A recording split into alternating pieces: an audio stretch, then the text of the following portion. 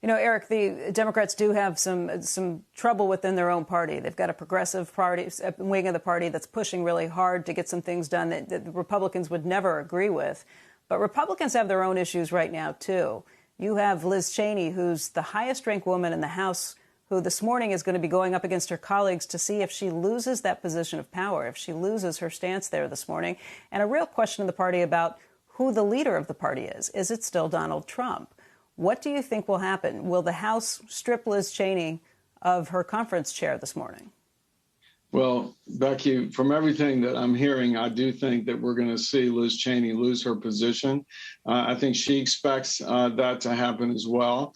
And, you know, the irony of all this is the issue does not go away. The issue that Liz has sort of put her stake in the ground about, and that is that we are a country of laws and that there is a constitution, and this talk about a rigged and fraudulent election and the fact that there isn't a freely and duly elected incumbent at this point. Those points, that discussion is not going away. We saw in the Senate now, the Senate is moving to try and bring up H.R. 1. We've got states all over the country passing election laws. This is not going away. So again, I do think, though, when you're in leadership, you're elected by not only your constituents at home to serve in Congress, but you're also elected by the members that put you in a leadership position. And frankly, she's out of step with the bulk of the membership of the Republican conference. She's out of step with the bulk of the Republican Congress because she thinks Biden won the election? Well, I think that it's perhaps more pointed to say that she's out of step in that she wants to make sure that this issue of pushing back on these fraudulent claims stays in the public domain and in the top of minds of Republicans. And whereas Republicans do not share that view, they would rather just work alongside Donald Trump to reclaim the majority in 2022.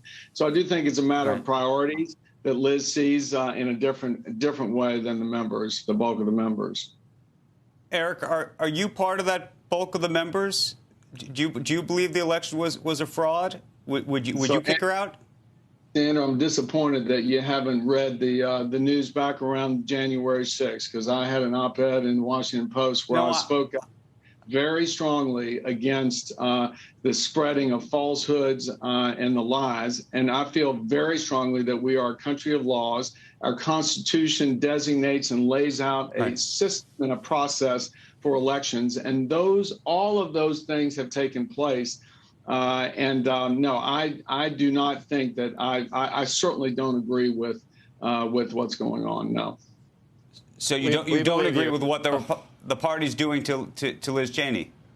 That is correct. But again, I said to Becky, it's just the dynamics of being a leader and being responsive to one's constituents, and that's just where the bulk of the constituents are. Shepard Smith here. Thanks for watching CNBC on YouTube.